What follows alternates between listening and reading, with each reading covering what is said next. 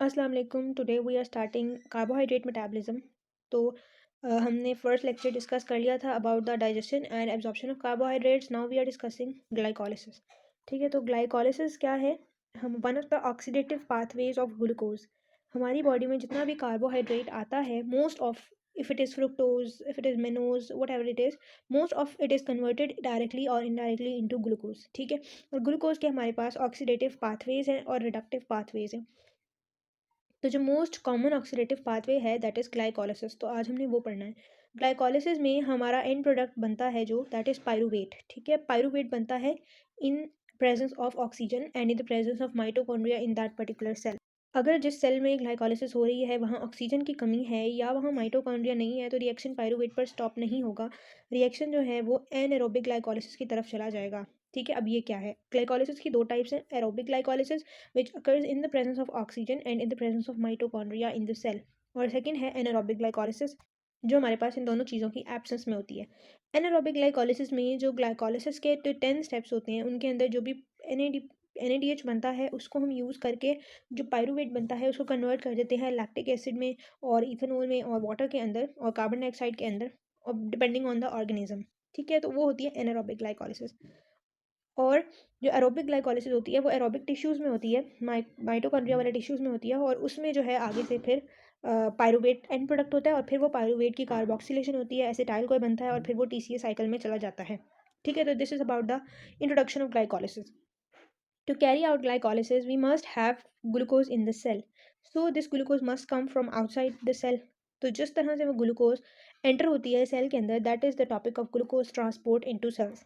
There are two main mechanisms for the transport of glucose into the cells: sodium and ATP independent transport system. ठीक है, जिसमें ना ही sodium चाहिए ना ही ATP चाहिए, and sodium and ATP dependent transport system जिसमें हमें sodium भी चाहिए और ATP भी चाहिए। ठीक है, और वो को ट्रांसपोर्ट सिस्टम है। And if you recall from first year तो वी हैव स्टडीड कि जो को ट्रांसपोर्ट सिस्टम होता है that is a type of secondary active transport, यानी ये एक्टिव ट्रांसपोर्ट है, यहाँ ATP भी लगेगा, that's why it is ATP dependent. तो सबसे पहले हम डिस्कस करेंगे sodium and ATP independent transport system को, जिसमें हमें ये दोनों ही नहीं चाहिए। ठीक है, तो इस प्रोसेस में इस टाइप में हमारे पास चैनल्स होते हैं जिन्हें हम ग्लूट ट्रांसपोर्टर्स कहते हैं। ठीक है, इसमें 14 आइसोफॉर्म्स हैं from GLUT 1 to GLUT 14 as it is highlighted. Then we have ये जो ग्लूट प्रोटीन होती हैं ये दो मोनोमेरिक प्रोटीन से मिलकर बनी होती है। We have a diagram here as well. ठीक है, फाइल शो यू। तो हमारे पास डायग्राम थोड़ी सी कवर हुई है बट यू कैन सी कि यहाँ पर जो है एक ये मोनोमर है और एक ये मोनोमर है। ठीक है, तो ये दो मोनोमर्स होते हैं और जो है इनके साथ ग्लूकोज मॉलिक्यूल बाइंड करता है और फिर वो जो है ट्रांसपोर्ट हो जाते हैं इनटू द सेल, और ये सिर्फ एट अ टाइम एक ग्लूकोज मॉलिक्यूल को ट्रांसफ़र कर सकते हैं, तो इनको हम दैट्स वाई यूनिपोर्टर्स भी कहते हैं। उसके बाद जो ये 14 टाइप्स ग्लूट्स चैनल्स की हमने पढ़ी है ये स्पेसिफिक होती हैं फॉर टिश्यूज़। ठीक है, जो कि इस आपको इस स्टिकी नोट्स पर भी लिखा हुआ मिल रहा है और इधर टेबल भी बना हुआ है विद इन लिपिनकॉट न्यू एडिशन में बना हुआ है, यहाँ पर नहीं है बट वो यहाँ पर हमने स्टिकी नोट्स की फॉर्म में लिख दिया है। ठीक है, तो ग्लूट 1 जो है वो इन टिश्यूज़ में अबंडेंट होता है। ठीक है, और वो इंसुलिन इंडिपेंडेंट होता है। अब इसका क्या मतलब है? ग्लूकोज की utilization is one of the functions of insulin, कि उसने ग्लूकोज का अपटेक और ग्लूकोज की यूटिलाइजेशन इंक्रीज करनी है बाय द सेल्स। तो दैट्स वाई कुछ टिश्यूज ऐसे हैं जो इंसुलिन पर डिपेंड करते हैं फॉर ग्लूकोज अपटेक, तो उनके अंदर जो चैनल्स लगे होते हैं that will be the insulin dependent GLUT channels. जैसे ग्लूट 4 है जो मसल एडिपोज टिश्यू और हार्ट में लगा है, इंसुलिन डिपेंडेंट। ठीक है, तो इनका नंबर इंक्रीज हो जाता है बाय इंक्रीज इन इंसुलिन। ठीक है, और इसके अलावा ग्लूट 2 देखें तो ये भी इंसुलिन इंडिपेंडेंट है, ग्लूट 3 भी इंसुलिन इंडिपेंडेंट है। ये कहाँ कहाँ होता है ये आगे लिखा हुआ है। एंड वन मोर थिंग कि जो हमारे पास ग्लूट 5 होता है, ग्लूट 5 जो यहाँ पर लिखा भी हुआ है, ये जो ग्लूट 5 है ये ग्लूकोज ट्रांसपोर्टर नहीं होता, ये फ्रुक्टोज को ट्रांसपोर्ट करता है।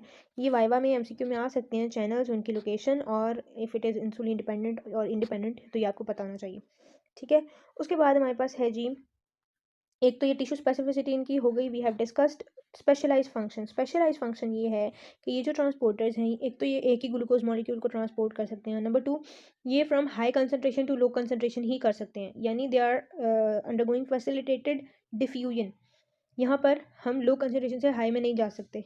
ठीक है, तो ये इसकी दो प्रॉपर्टीज़ हैं मेनली। उसके अलावा GLUT2 जो हमारे पास प्रेजेंट होते हैं किडनीज में, ठीक है, इनका क्या फंक्शन है, they can either transport into the cells when blood glucose levels are high, यानी ये बाई डायरेक्शनल होते हैं, ये करते हाई से लो ही हैं, लेकिन दोनों डायरेक्शन में कर सकते हैं। फ्रॉम सेल टू आउटसाइड भी कर सकते हैं जब सेल के अंदर हायर कंसनट्रेशन है, from outside into the cell भी कर सकते हैं जब बाहर ज़्यादा कंसनट्रेशन है ग्लूकोज की।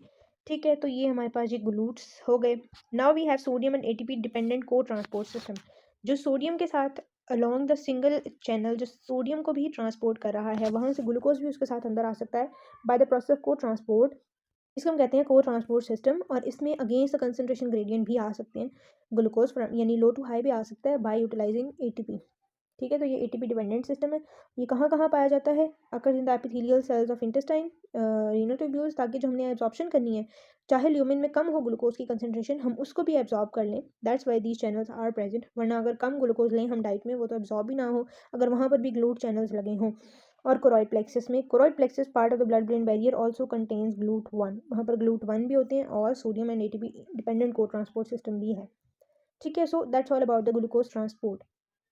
उसके अलावा एक और चीज़ कि हमारे पास किडनीज़ के अंदर सोडियम डिपेंडेंट ग्लूकोज को ट्रांसपोर्टर प्रोटीन 2 होती है। It is a type of sodium and ATP dependent को ट्रांसपोर्टर, जिसको हम SGL2 कहते हैं। ठीक है, और ये मेजर ट्रांसपोर्टर है ग्लूकोज रीअब्जॉर्प्शन का, जो किडनीज के ल्यूमेन से, ट्यूब्यूल्स के ल्यूमेन से ग्लूकोज एब्जॉर्ब करता है और फिर इसको ब्लड में भेज देता है। जो डायबिटीज़ के पेशेंट्स होते हैं उनमें हम SGL2 इनहिबिटर्स देते हैं। वो क्या करते हैं, इस चैनल को इनहिबिट कर देंगे, जब ये चैनल बंद हो जाएगा ग्लूकोज की रीअब्जॉर्प्शन नहीं होगी और ब्लड में मजीद ग्लूकोज लेवल्स हाई नहीं होंगे, वो यूरिन में एक्सक्रीट होता जाएगा।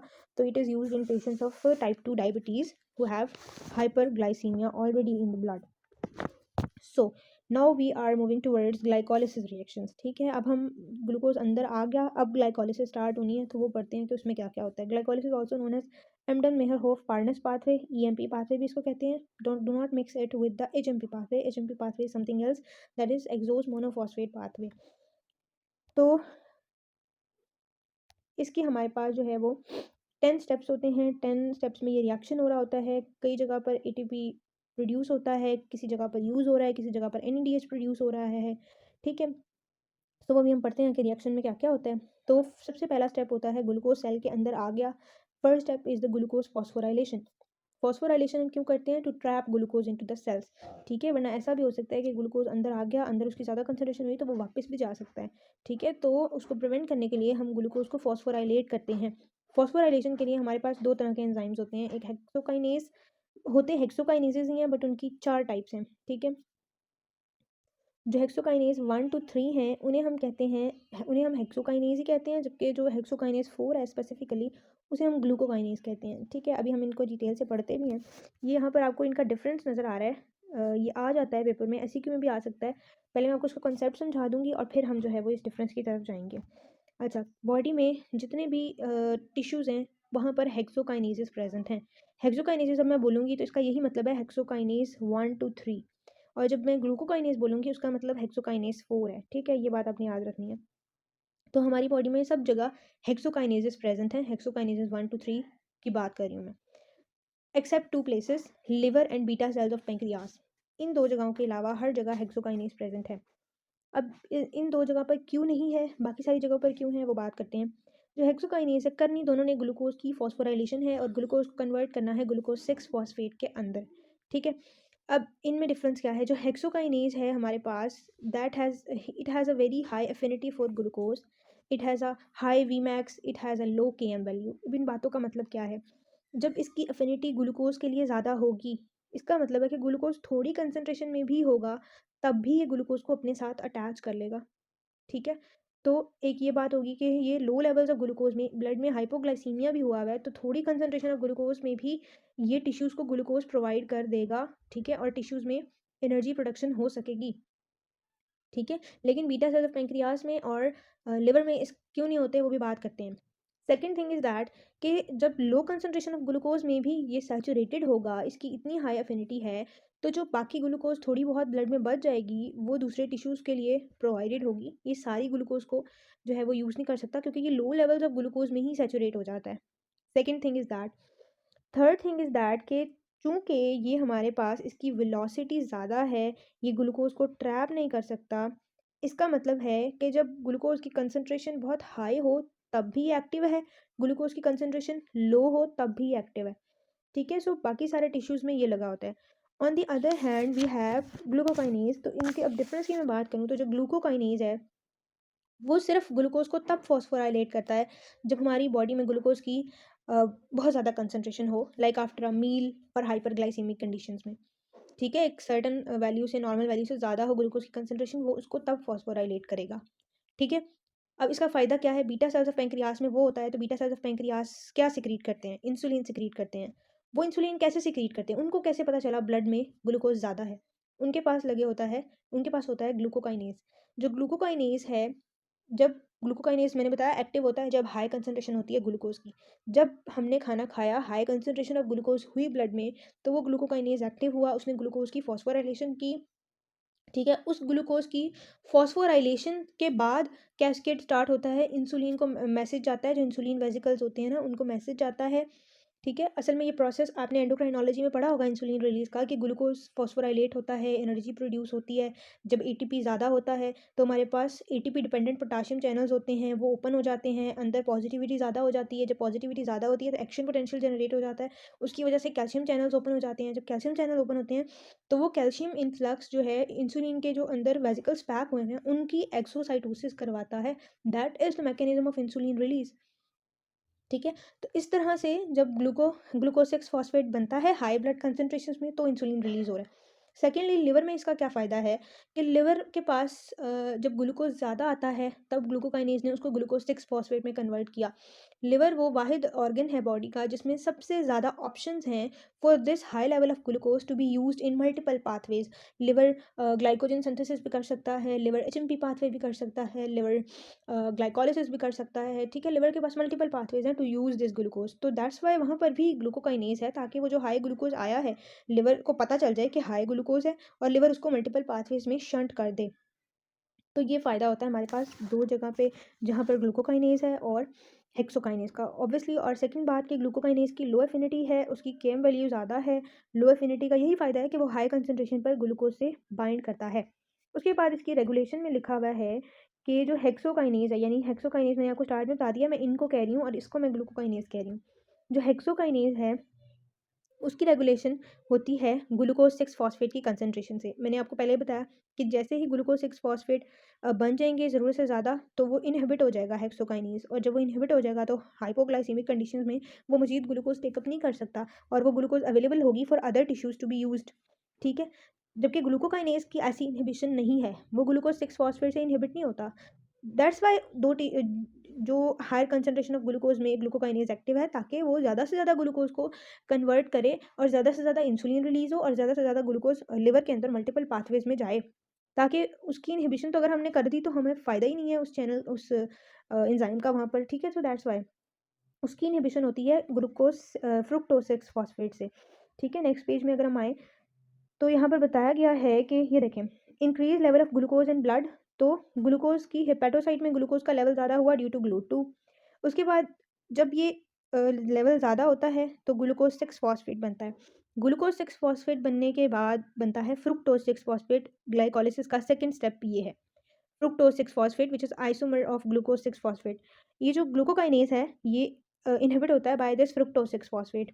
जब हमारे पास फ्रुक्टोज सिक्स फॉस्फेट की हाई कंसंट्रेशन हो जाएगी ना, इसका मतलब है कि ग्लूकोज बाकी सारे ग्लूकोज सिक्स फॉस्फेट बाकी सारे पाथवेज में भी यूज़ हो गया है और अब उसने फ्रुक्टोज सिक्स फॉस्फेट बनाना शुरू कर दिया है। उसको सिग्नल मिल गया है कि अब जो है सेल के अंदर ना ग्लूकोज सिक्स फॉस्फेट की कंसंट्रेशन बहुत ज़्यादा हो गई है by fructose six phosphate. Directly glucose six phosphate उसको इनहिबिट नहीं कर सकता। ठीक है, तो जब फ्रुक्टोज सिक्स फॉस्फेट की कंसंट्रेशन ज़्यादा हुई तो एक सेल के अंदर एक प्रोटीन होती है जिसे हम GKRP प्रोटीन कहते हैं, उसका पूरा नेम यहाँ लिखा हुआ है, ग्लूकोकाइनेज रेगुलेटरी प्रोटीन। ये जाकर ग्लूकोकाइनेज का बाइंड कर जाती है और उसको इनहिबिट कर देती है, and this is reversible binding. ठीक है, जब दोबारा ग्लूकोज आएगी ज़्यादा सारी, ठीक है, और ये फ्रुक्टोज सिक्स फॉस्फेट ख़त्म हो जाएगा by using it in pathways, तो क्या होगा कि ये GKRP अलहदा हो जाएगी। ठीक है, ये देखें, when glucose levels in the blood increase glucokinase is release from GKRP and the enzyme री एंटर्स। दोबारा से वो साइटोसोल में चला जाएगा और वो फॉस्फोराइलेट कर देगा ग्लूकोज को ग्लूकोज सिक्स फॉस्फेट में। ठीक है, यही बात यहाँ फ्लो चार्ट की मदद से बताई गई है। Increase level of glucose, increase level of G6P, फिर फ्रुक्टोज सिक्स फॉस्फेट ज़्यादा बना, उसकी वजह से GKRP बाइंड की एंजाइम के साथ। ठीक है, ये कॉम्प्लेक्स न्यूक्लियस में चला जाएगा, एंजाइम इनएक्टिव हो जाएगा। ऑन दी अदर हैंड जब ग्लूकोज लेवल ज़्यादा हुआ ब्लड में, ज़्यादा ही ग्लूकोज आया, उस ग्लूकोज ने डिसोसिएट करवा दिया जीकेआरपी को, जी के से ग्लूकोकाइनेज वापस साइटोसोल में आया और वो वापस से अपना फंक्शन परफॉर्म करने लग गया, that is the regulation of glucokinase. ठीक है, और हेक्सोकाइनेज की तो मैंने बता दी, डायरेक्ट ही ग्लूकोज 6 फॉस्फेट से रेगुलेशन हो जाती है, वो ज़्यादा हुई वो इनहिबिट हो गया, वो कम होगी तो वो स्टार्ट हो जाएगा। ठीक है, so that's about the glucokinase and hexokinase. Glucokinase functions as a glucose sensor in the beta cells of pancreas, और कैसे वो सेंसर के तौर पर काम करता है ये मैंने आपको बता दिया है। ठीक है, उसके बाद majority onset diabetes of the young people to MODY type 2 that is characterize by impaired insulin secretion and hyperglycaemia. इस कंडीशन में इंसुलिन सिक्रीशन कम क्यों हो जाती है, हाइपरग्लाइसीमिया क्यों होता है, क्योंकि ग्लूकोकाइनेज में म्यूटेशन हुई होती है, और glucokinase is very very important for insulin release. Done हो गया।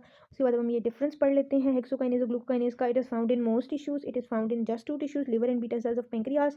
इसकी वीमैक्स लो होती है, इसकी हाई होती है, केम लो होती है, केम हाई होती है। ठीक है, जो हाई केम है that indicates low affinity, low KM indicates high affinity, it has inverse relations. It doesn't act as glucose sensor, it acts as glucose sensor in hypothalamic neurons as well. ठीक है, तो ये वहाँ पर भी होता है glucokinase. It is inhibited by G6P, it is indirectly inhibited by fructose 6 phosphate, it is found in there and there, it is found in adult liver, it is more stable, it is physiologically more stable, no change with glucose feeding, it increases by glucose feeding after fasting, जब GKRP अलग हो जाती है। Glucose is utilised even at low blood levels because it is high affinity for glucose. Hexokinase की बात हो रही है, it acts only when blood glucose level increase beyond a certain limit that is 100 milligram per DL. Hexokinase is not influenced by fasting state or diabetic state because उसकी affinity ज़्यादा है, वो work कर सकता है। और ये वाला it is depressed in diabetic और fasting state, it only activates in excess concentration of glucose. It is inhibited by glucocorticoids and growth hormone, it is inhibited by glucocorticoids and growth hormone, दोनों ही इससे inhibit हो जाते हैं। ये बात यहाँ लिखी नहीं है इसलिए इतनी इंपॉर्टेंट नहीं है। It is not affected by insulin, synthesis is induced by insulin. ठीक है, कैन फॉस्फोराइलेट हेक्सोसिस, मल्टीपल हेक्सोसिस को फॉस्फोराइलेट कर सकता है, और ये सिर्फ ग्लूकोज को फॉस्फोराइलेट कर सकता है। इवन जो हेक्सोकाइनेज है फ्रुक्टोज को भी फॉस्फोराइलेट कर सकता है। ठीक है, तो ये हमारे पास डिफरेंस थे, ऐसे क्यों में आ सकते हैं, आप यहाँ से प्रिपेयर कर सकते हैं। Now we will move to the next part, next step, that is glucose 6 phosphate isomerization. ये मैंने आपको बता दिया है, इसमें ग्लूकोज 6 फॉस्फेट कन्वर्ट होता है फ्रुक्टोज 6 फॉस्फेट में। ठीक है, जैसे यहाँ पर नजर आ रहा है बाय फॉस्फोग्लूको आइसोमरेज एंजाइम। ठीक है, और it is a very very important step, but it is a not rate limiting और regulated step in the glycolysis. So इसके बाद क्या होता है कि जो फ्रुक्टोज 6 फॉस्फेट बना है उसकी भी हम दोबारा से फॉस्फोराइलेशन करते हैं, and it is irreversible reaction. जो इरिवर्सिबल रिएक्शंस होते हैं ना, those are the rate limiting steps. ठीक है, तो ये भी रेट लिमिटिंग स्टेप है हमारे पास ग्लाइकोलिसिस के अंदर। फर्स्ट रेट लिमिटिंग स्टेप है, sorry second rate limiting step है। फर्स्ट वाला हमारे पास जो फर्स्ट स्टेप फॉस्फोराइलेशन वाला था ना ग्लूकोज की, वो भी रेट लिमिटिंग स्टेप है। उसके बाद ये वाला है, और ये इरिवर्सिबल है दोनों ही। इसका जो एंजाइम है दैट इज़ फॉस्फोफ्रुक्टोकाइनेज। ठीक है, क्योंकि इधर हमारे पास सबस्ट्रेट जो है वो फ्रुक्टोज 6 फॉस्फेट है, तो हम फॉस्फोफ्रुक्टोकाइनेज यूज़ करेंगे। हमने दोबारा जो ऑलरेडी फॉस्फोफ्रुक्टोज है उसको फॉस्फोराइलेट करना है, तो हम इसका काइनेज यूज़ करेंगे। It is the most important control point and the rate limited and committed step of glycolysis. ठीक है, और इस स्टेप में हमारे पास एक ATP भी यूज़ होता है, एक फर्स्ट स्टेप में ATP यूज़ होता है, एक यहाँ पर यूज़ होता है। ठीक है, फर्स्ट स्टेप में हमारे पास एक ATP यूज़ होता है, और एक हमारे पास जो ATP वो यहाँ पर यूज़ होता है। अब ये रिएक्शन में और क्या क्या हो रहा है, इसकी रेगुलेशन बहुत इंपॉर्टेंट है, बहुत ज़्यादा इंपॉर्टेंट है, और वो आ जाती है पेपर में, अभी हम वो भी पढ़ते हैं। PFK1, which is the enzyme for this reaction, is activated allostatically by high concentrations of AMP, which signal that the cell's energy stores are depleted. अभी हम पढ़ते हैं इस डायग्राम की मदद से। ठीक है,